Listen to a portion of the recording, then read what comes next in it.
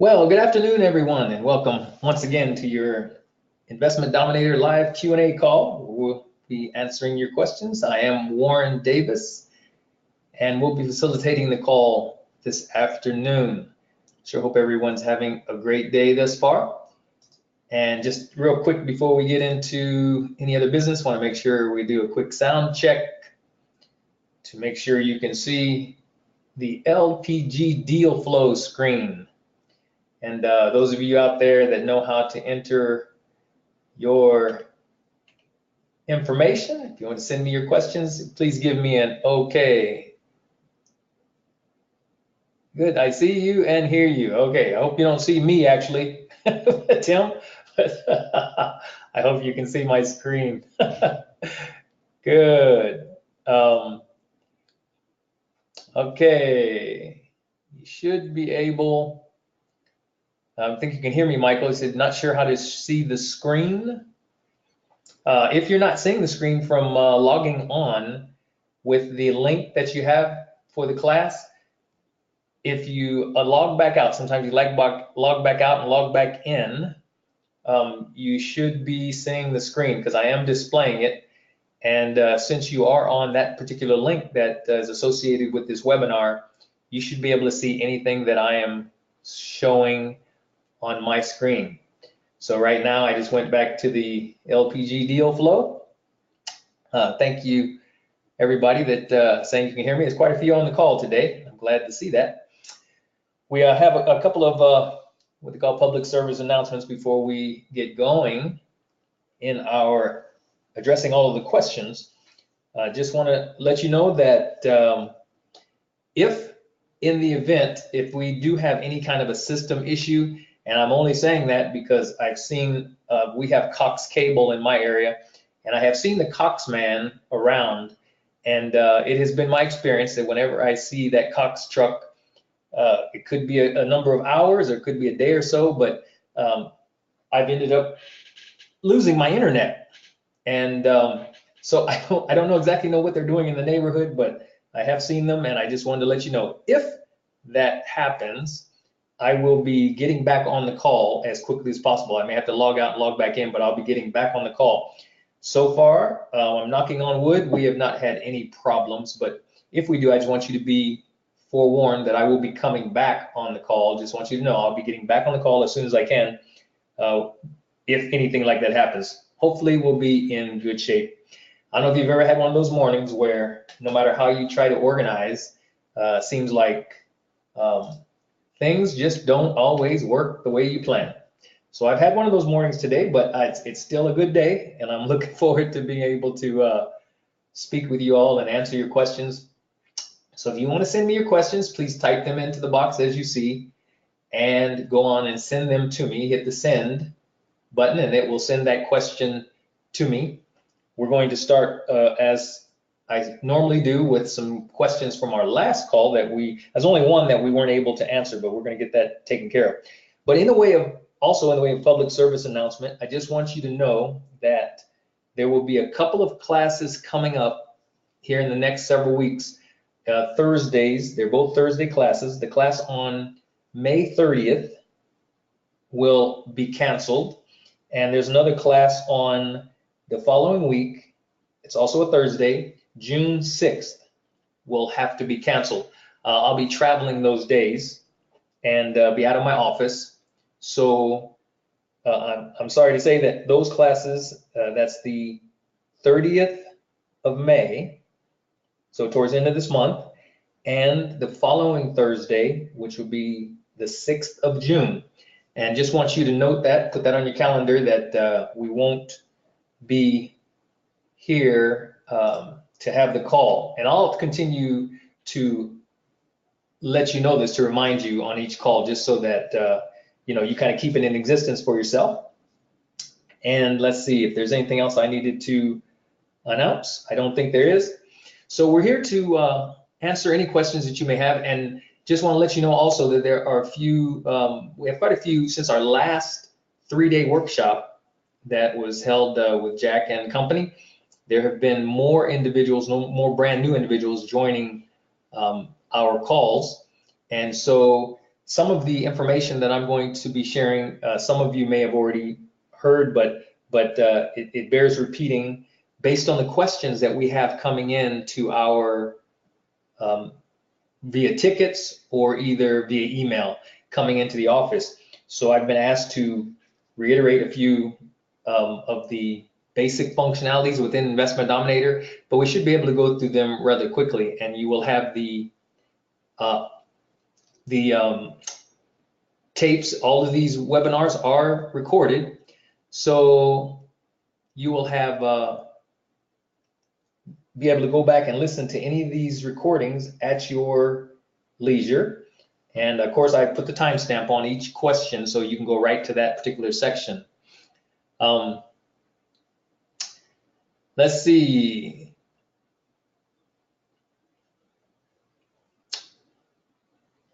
Okay, we're going to get to that. There's a question coming in already from Michael. We're going to get to that, Michael, shortly. The first question that we're going to address was actually from this past Monday, and it was sent in from our own Eileen.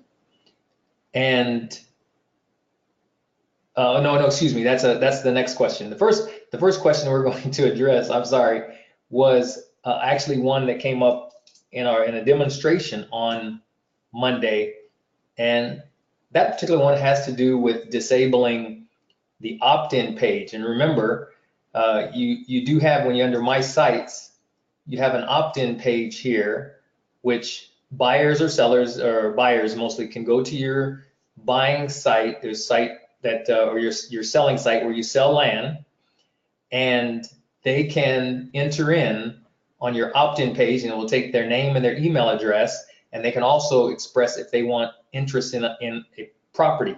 So we were attempting to show you on the other day how this sometimes get disabled, and I just want to make sure I covered that because my demonstration on Monday didn't go as planned. So under your website here and on your selling page, it's websites. So you're under the, customize, where you can see all of your different customizable options. And we're going to go down to the website selling page, and we click on that, and it expands it. And we will come down to the area where it says here, right here, opt-in page. And right now mine is set for default, which means it will display my opt-in page when appropriate. But sometimes individuals have this set as disabled. They've disabled their opt-in page.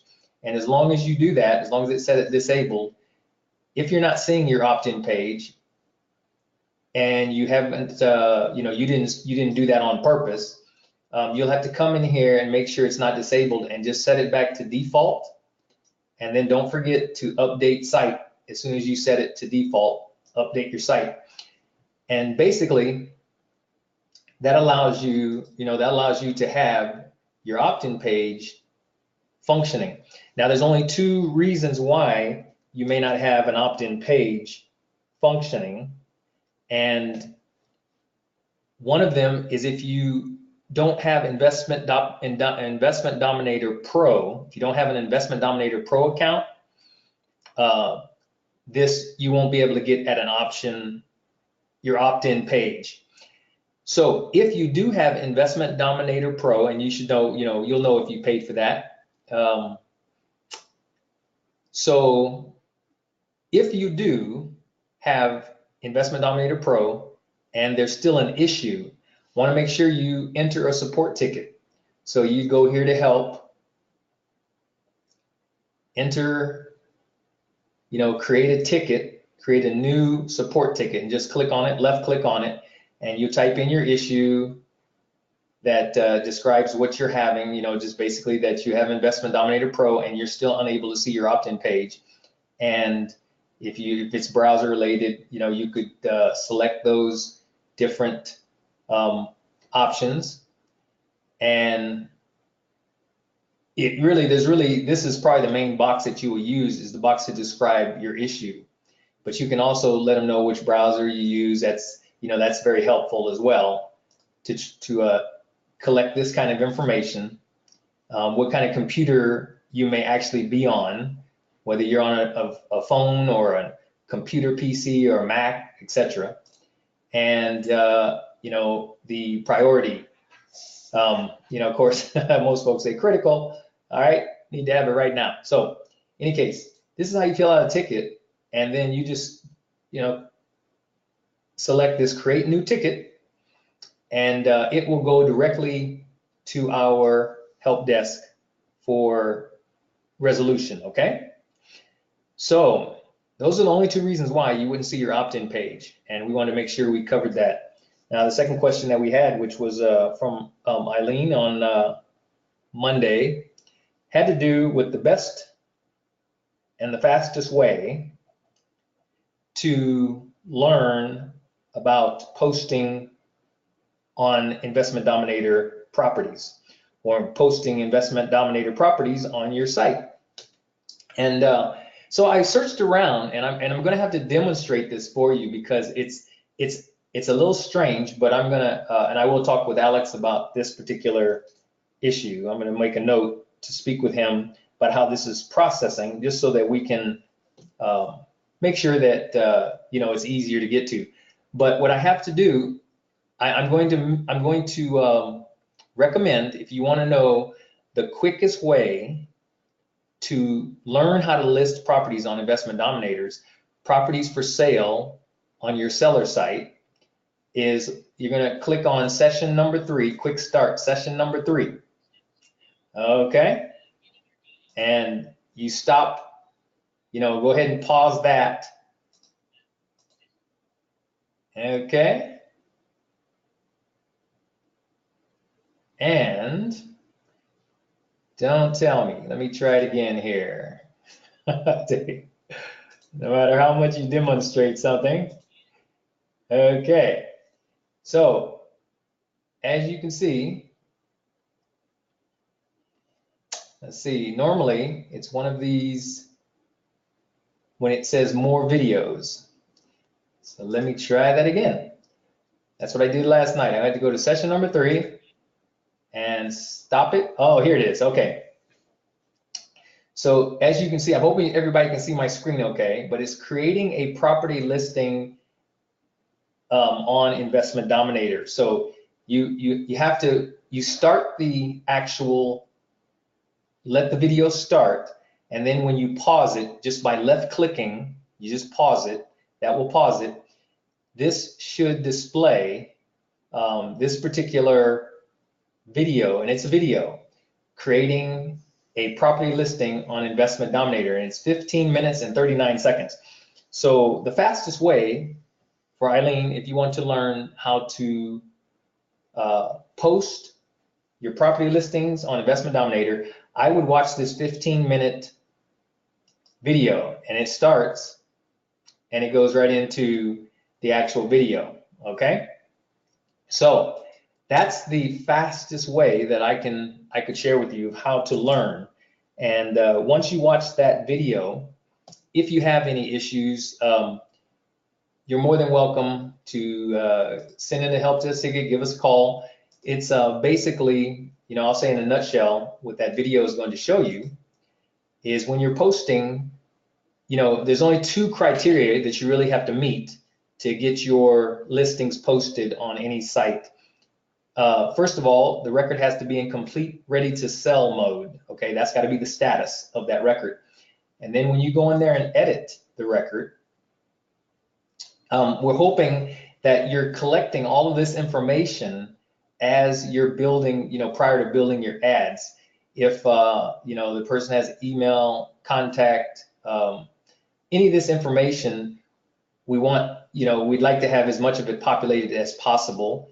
Anything about the property, the legal description. Now, this is not going to actually show up on your listing, but it's important to have this information for your access when people call about the various properties. You want to have as much of this information filled out as possible. Obviously, you want to have a longitude, latitude. You want to know what property or what city this property is in. This kind of information you want to make sure that you have collected. If it has any annual taxes, you can see right here.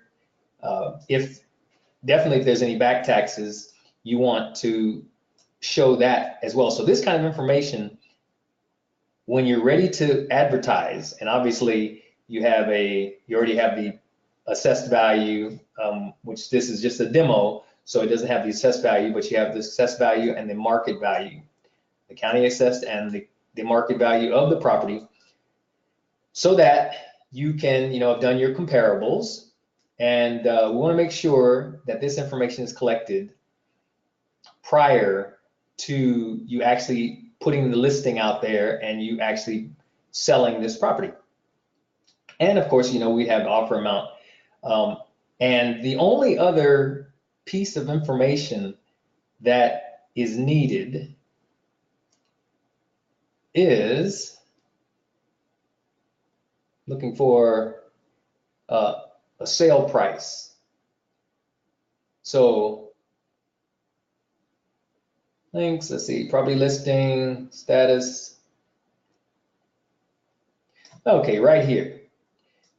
This is really the only other piece of information that you need is a sales price, and you need to have this record be in complete ready to sell mode. Okay, that's the status that you need. With those two done, or with those two populated, and you have that information and it's updated, don't forget to update your record. You are able now to put any listings on your site, okay, and it can be on your selling site. And of course, as you can see, we would have photos. You definitely have to have some photos so that individuals can see what the property looks like.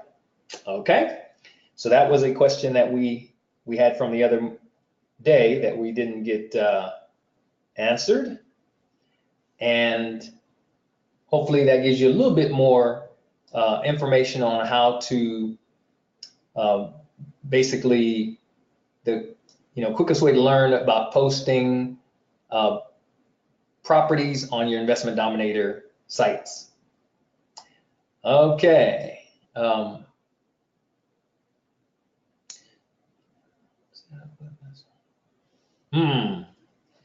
Okay, before I get into the next question, I just want to address Nancy's question there. And she wants to use Carrot. And I'm going to have to research, Nancy. I want to be able to get an answer to you based on how this is going to integrate with Investment Dominator. So far as I know, you want to use Carrot to develop your websites, and you want to basically know, it sounds like, how to set it up with an Investment Dominator or how to integrate it with Investment Dominator. And off the top of my head, I don't know how that would be done. I want to check with Alex though, just to make sure. I don't want to tell you it can't be done. However, see, this CRM, this is a customer relationship management tool. This tool is basically made to work in concert with Jack's, deal flow. And if you actually want to, create your websites through some other tool, I haven't heard of that being done. But like I say, I don't want to say no and then find out, well, it's possible for it to be done. I don't think so, but because this is a comprehensive CRM, and one of the beautiful things about this CRM is it creates your websites for you. You can use your buyer and your selling site. So using another tool to develop that, I have not seen done yet. But like I say, I'm I don't know everything about everything, so I will find out for you. That I've made a note to talk with Alex, and I'll have an information for you. Excellent. Okay. All right. You have a coach. Excellent. And and his name's Rich, and he does that on, he uses Carrot. Okay. So I'll find out exactly how we do that, and maybe we might do a little tutorial on it and set it up if others want to do that as well. Thank you, Nancy, for that information. Thank you for that question. So the next question we had, we've got some general questions as well coming through on our, by way of ticket, so by email, and several of them have to do with importing a list of records, especially prospects, getting them into Investment Dominator. And I know this is a result of a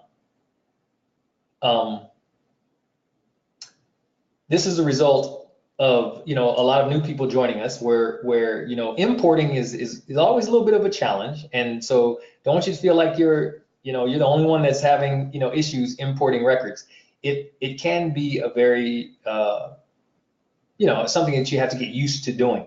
So one of the questions that have been coming in with is importing a list of records, like prospect records, with multiple properties. And we had a question on this the other day, and I attempted to give a demonstration of how you would handle properties that have,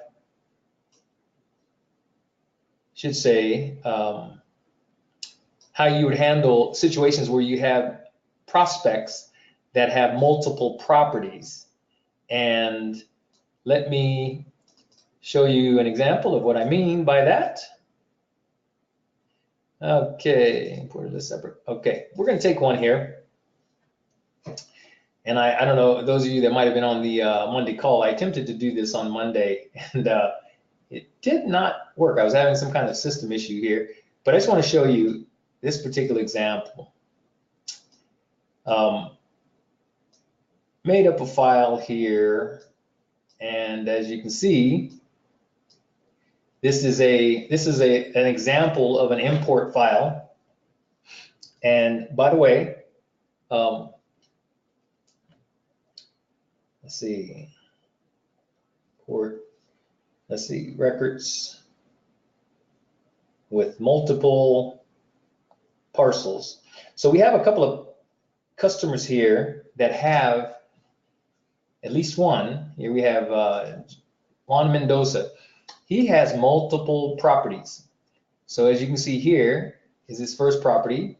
Line 10 is his second property, and line 11 is his third property. And really, it's the same address. The only difference here should really be the APN number that is represented. And Investment Dominator, is smart enough to know when a brand new record is coming in.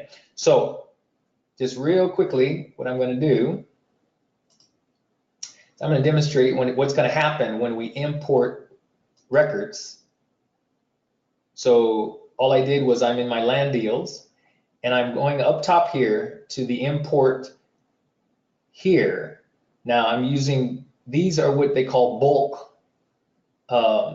commands, which have to do with the status of a particular group of land records. So I'm going to import, and I'm going to choose that file that I was just sharing with you there. Let's see. And get into the section here where that file shows up.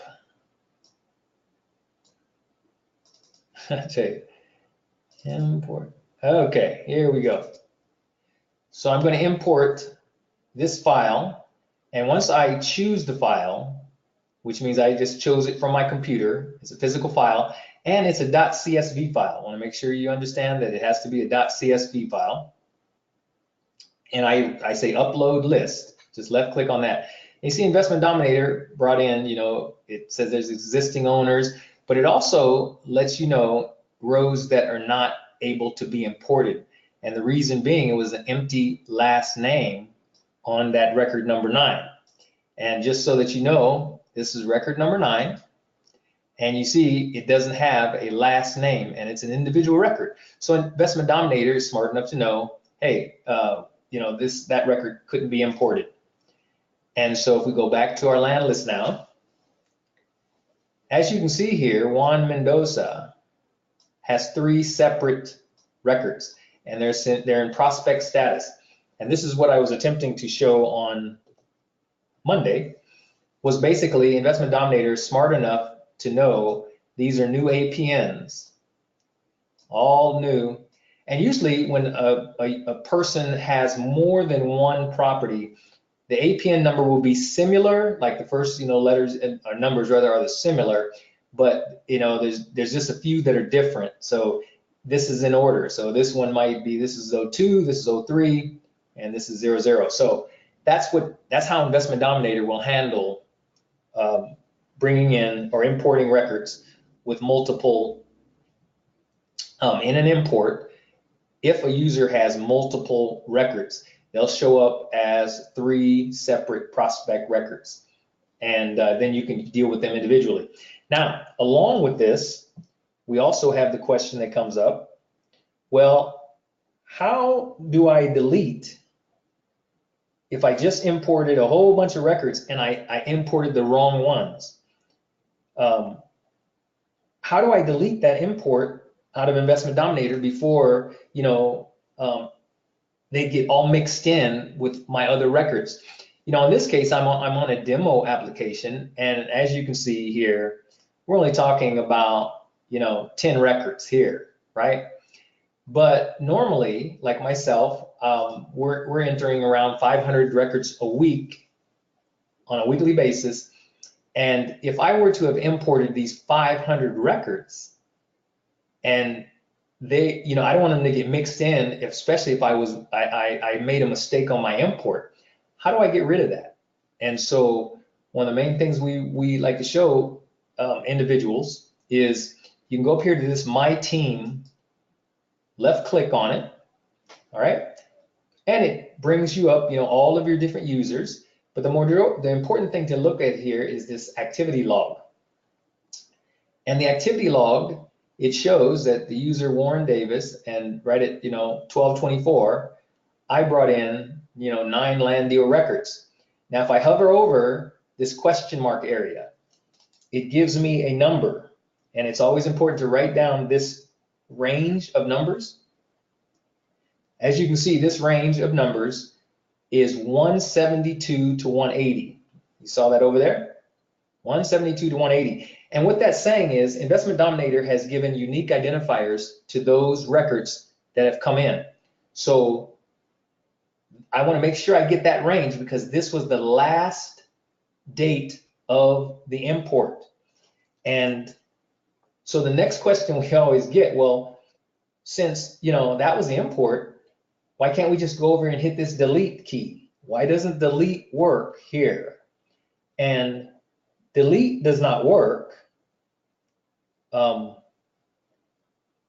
see, I'm just going to make sure I note this question. Delete does not work because this is simply deleting this entry out of your activity log. It's not deleting the records that have already been input. So just hitting delete here, all you're going to do is lose this import record out of your activity log. So deleting will not work there. We have to make sure we know which records need to be handled. We then go back to our land deals records. Okay, and you can see some of those numbers are here, 172 to 180. Those are our records here.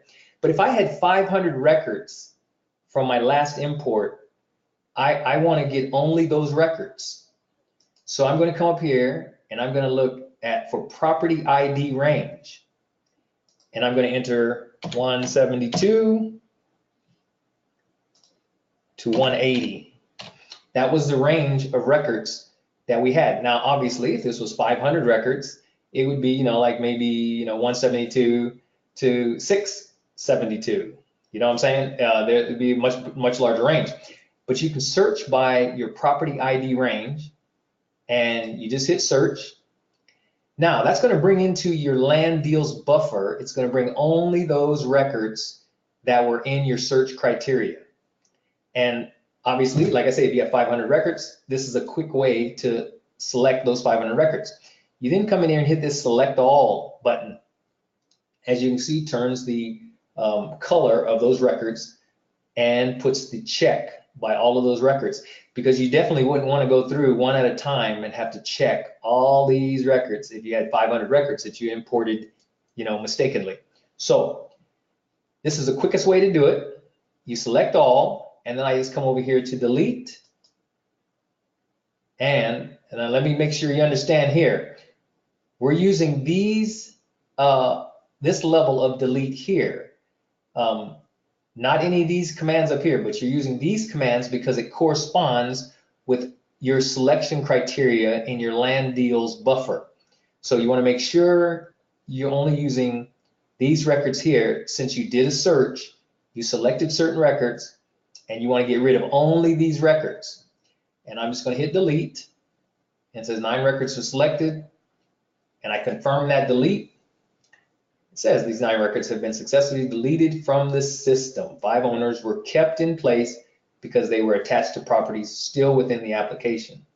Okay, so it didn't delete any of those owner records, but it deleted all of the 9 records in my previous import. And as you can see, they're gone. And then you don't want to forget to clear your search. Clear your search, and now you're back to square one, where you can then go on and continue, then you can import the right records that you had planned to import before. All right, so hopefully that's pretty clear on how you delete a previous import.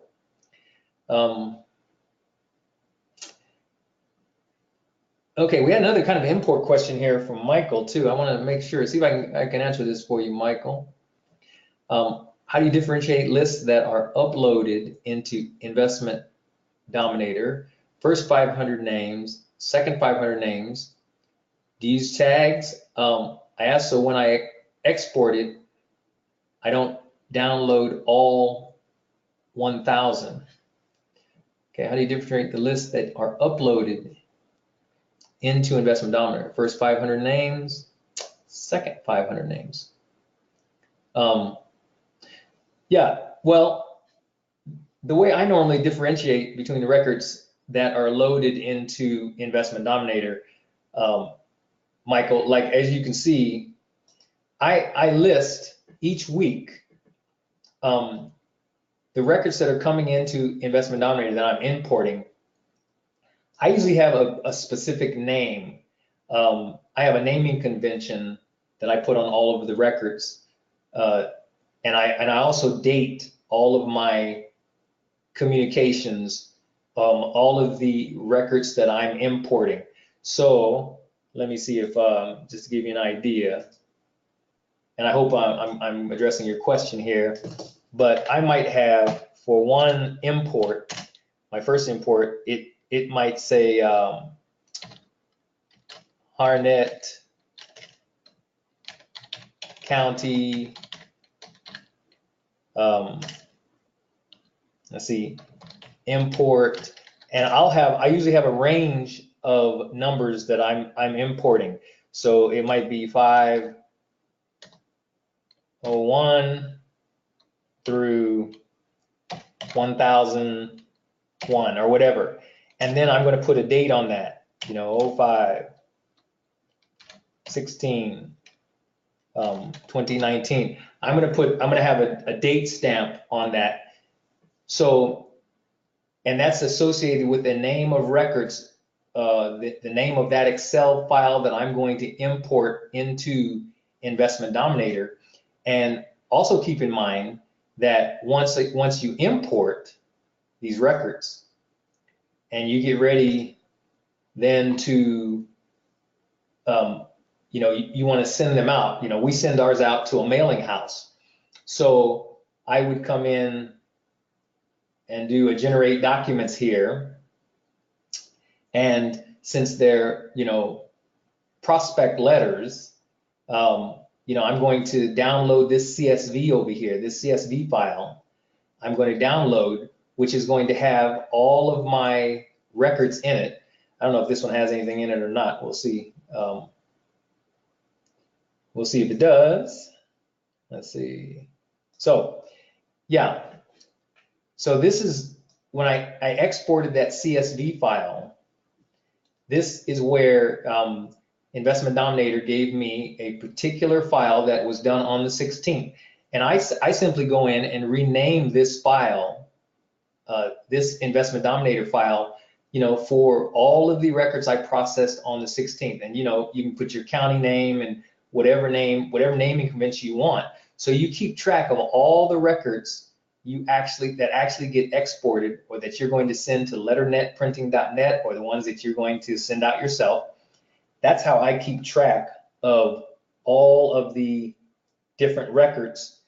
The first mailing or the second mailing, and I actually do put as a matter of fact, I'm glad you mentioned the numbering, because I also will put, Harnett County, and I'll put a number sign, 20. And that's associated with Harnett County records going out on this date. And so for my next one, next week, I might do another county, but if I were to do Harnett County the next week, I'll simply put, Harnett County 21. And that's the naming convention, and obviously it would be 5/23, right? So you have a date and a timestamp associated with each record, and that's actually what I name these files going out. So I keep track of all of the records and the date that I actually sent them out.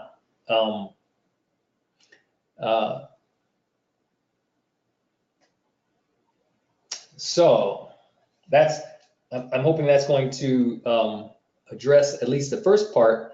Let me see if I can get to your other part of your question. So that's differentiating. Okay, lists that are uploaded. All right. Yeah, I keep track of all of our questions here, because of course, obviously each week I need to be able to go back and know, when did we ask that question?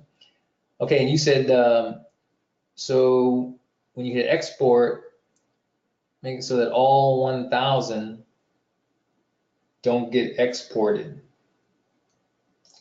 You said when you hit export.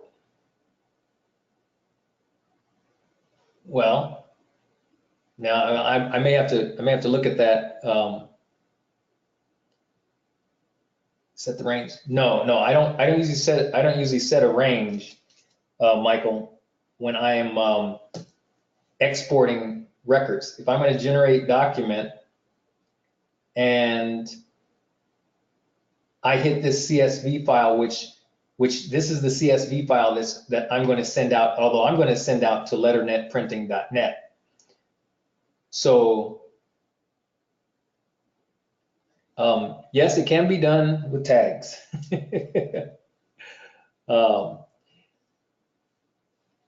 And let's see. Okay. Do I set a range? Okay. Yeah. Yes, Tim. That can actually be done. You can differentiate using tags. You kind of have to know how you want to organize them. I don't, based on my limited information about how you may want to tag your records, I can't give you an answer on how you do it right now.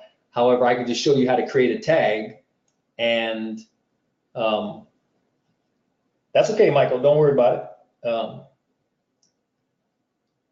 Differentiate from prospect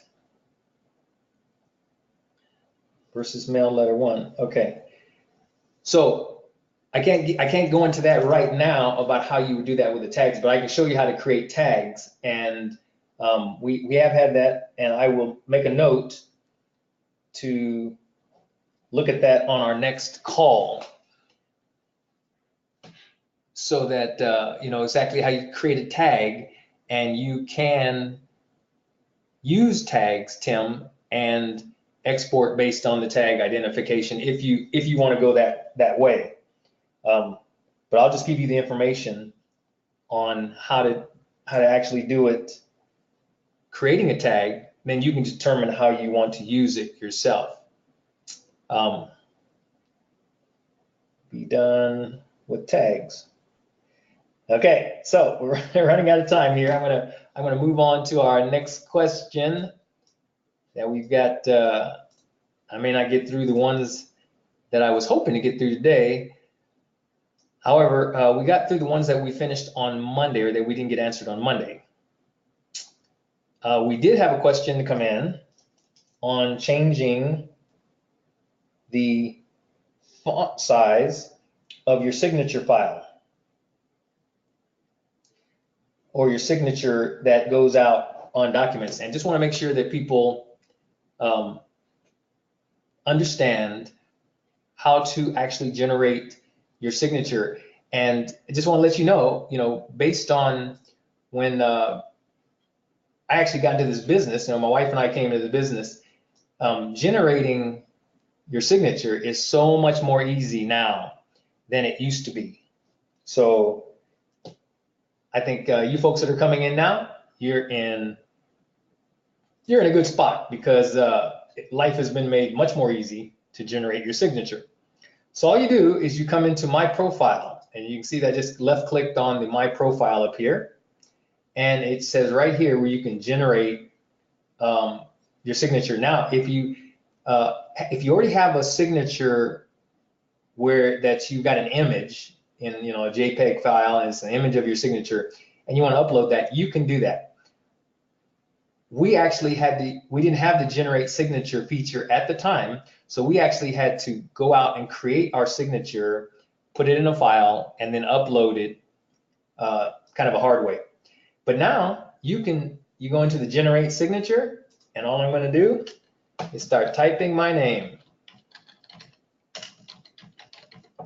And when I type my name and I select a particular font, the dancing script, let's do the dancing script, it automatically puts this into that particular font. And then of course I can hit the color, and let's say I want to make that a nice, nice orange. Not that you want to do that, but in any case, you can change the color. We have found that what seems to be working pretty good with most people is a nice blue with our signature, but you can change your font just by clicking. This is a Sacramento font, and here we go. If you want to be a little more fancy, okay. So this is just basically how you generate your signature, and then you can download the image of this signature, or you can insert that signature right into your file. And since I've already got, I guess I can just go on and insert the signature, and this is a demo file anyway, so here it comes in here. Now the question, we've already had the question, can you change the size of signature? And unfortunately, at this point, no. It comes in, in this size.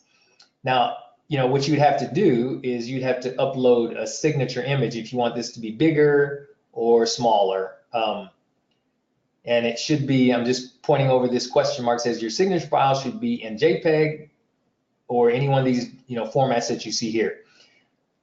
So the next question we get right along with this is, not changing the size, but if I went back to generate signature, the next question we get a lot of times is, can I add more fonts? Can I add like more custom fonts that are not here? And unfortunately, the answer for that is also no. We have those fonts that are there, and it's a pretty good selection. So unfortunately, you cannot add your own custom fonts. And if you want to create your own signature for whatever reason, and you don't want to use the built-in functionality that we have here, I imagine you could put in a ticket and let us know, and we'll work with you on generating your own custom signature. But I can also tell you, of all the land deals that we've been fortunate to do, and all the people we've interacted with, no one has ever come back and stated, well, your signature was too small, or your signature was too big, or I didn't like the font size. They just want to know, do we want to, how much are we going to give them for their land? That's really what they're asking for. So never been an issue before. The next question I want to make sure I get to before the end of our time here. We've had some questions regarding the images that are uploaded into Investment Dominator. And this one came from a Lawrence. I believe it came from an individual named Lawrence. I don't know if he's on the call right now. Yeah, Susan, I like to generate signatures much better myself. My wife and I had never ever done that before, and we had to generate our own signature. And I'll tell you, it took us a little while to put it together and get it together so that we could upload it into the Investment Dominator. So I agree with you, much better.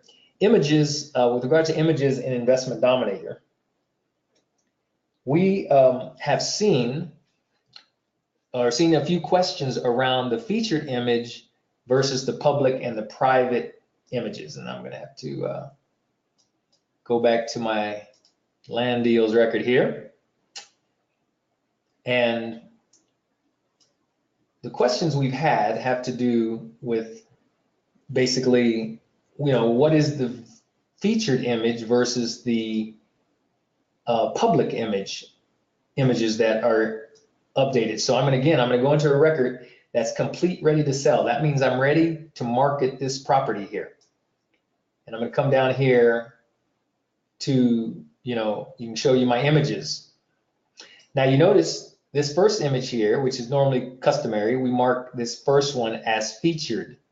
And just so you know, you can only have one featured image in your list.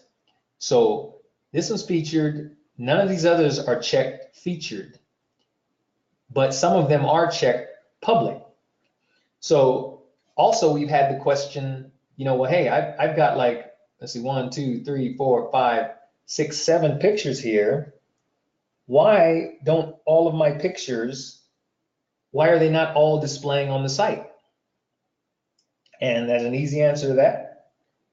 Why all pictures aren't displaying is simply because you haven't marked them public here. See, this one is your featured. This first one I have here, which is for sale, that's my featured file. So that's the one that's going to appear on the front page of my listing.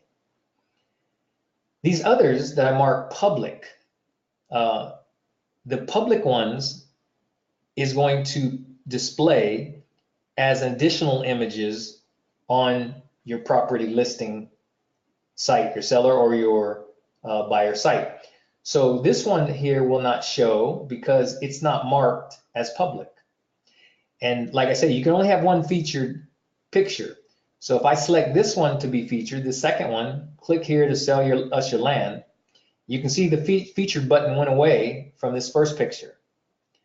And so just to let you know, the pictures, if you want them to show, I've got to select public for all the other pictures that I want them to show. Now these two are not selected, so obviously they would not show on the site. And the only other last item that people are forgetting, like some of our newer folks, which it's understandable, is once you make changes to any of these records, just because you've made the change here, doesn't mean Investment Dominator is aware of that change. You've always got to hit your update record and make sure you get this record has been updated here, okay?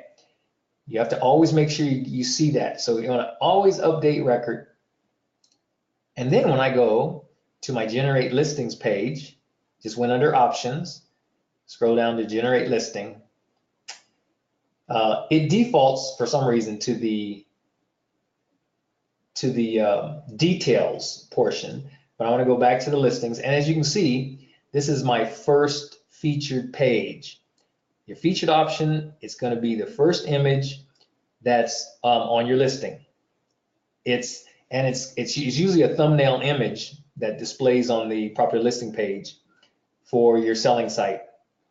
And as I forestated, you can only have one featured page at a time.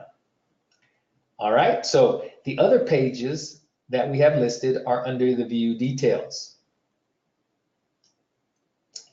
And there they are. And as you can see, some of them have captions, these, like Great Moose, that's caption.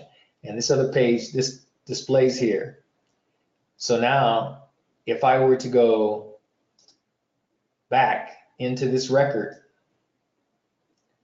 and I determine, oh, I didn't want that house one to display. I didn't want this house one to display. I wanted this nice picture of desert to display. So I'm unchecking public and I'm checking this one. And don't forget, like I say, we do what? We have to update our record, make sure that gets applied.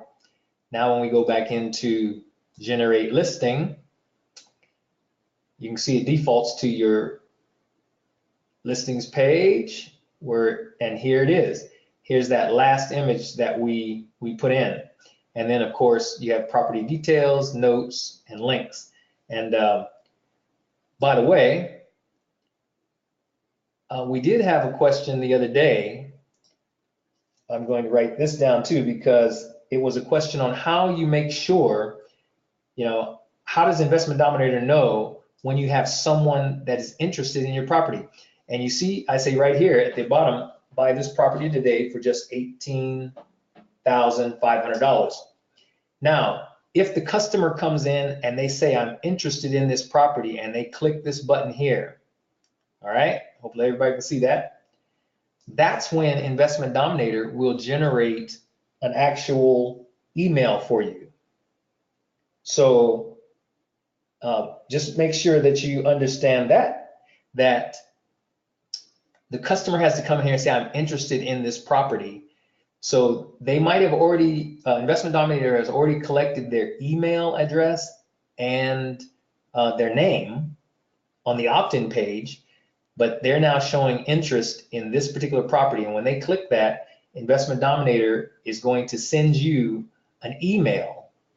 And again, that email is based on, let's see, it's based on the company information that you've placed in here. And if you've put in a company email right here, then Investment Dominator, when they click on I'm interested in that property, is going to send you an email to that particular link. And I just want to make sure I clear that up and make sure that those of you new that understand how this connects, how these two sites, this is your site, how it connects to you getting an email. And so I'm hoping that that's brings a little more clarity there. I'm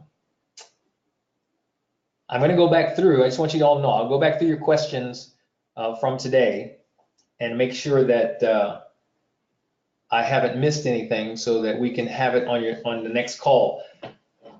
So if I did miss any part of your question, I'll get it answered, and we'll have it listed on the next call, and there'll be a timestamp associated with it so that you can view it and make sure you get your answer to the question.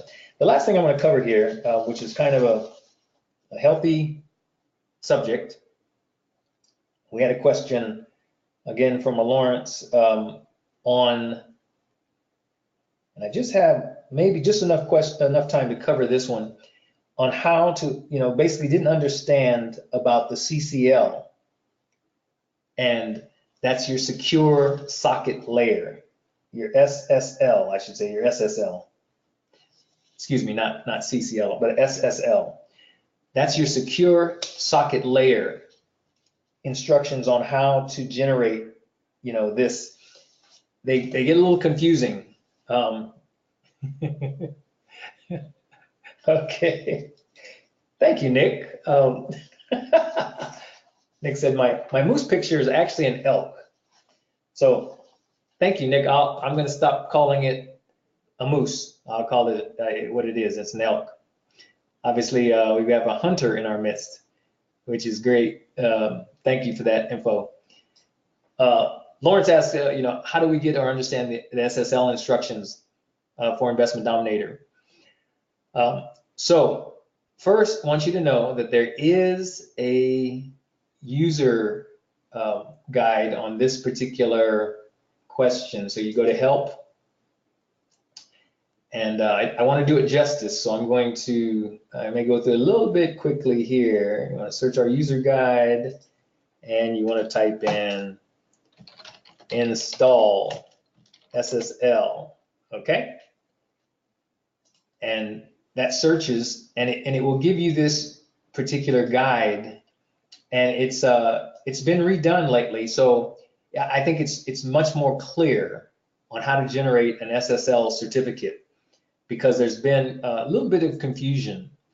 One of the questions we had, it was if I have a CSR file from the Investment Dominator group, or from Jack's support group, I still have to go to GoDaddy, and I have to still purchase a SSL certificate, or whoever else I may choose as my provider. And the answer to that question is yes. So the steps are basically, first thing you want to do is you want to get the CSR. You want to get a CSR. Now that CSR is a certificate signing request. That's all that is. And this is basically, it contains information about your account. The CSR is step number one. You get the CSR, and once you get the CSR, it's a request that you make to GoDaddy. You take the CSR file to them, certificate signing request. So that's step one, is you send the CSR in a ticket to the Jack Bosch support group. So to the support group, so you get the CSR. And I sometimes have to look at this myself because it can be a little confusing. So step one, get the CSR, because you're going to make that request of GoDaddy. And again, the CSR is your certificate signing request. And your next step is to take, after you send this in a ticket to the Jack Bosch support group saying, you need the CSR, your next step will be to take the CSR file, because step number two, the support group is going to send you back a CSR file. That's going to come back from the Jack Bosch support group in step number two in the ticket system. And you want to go to GoDaddy with this .csr file.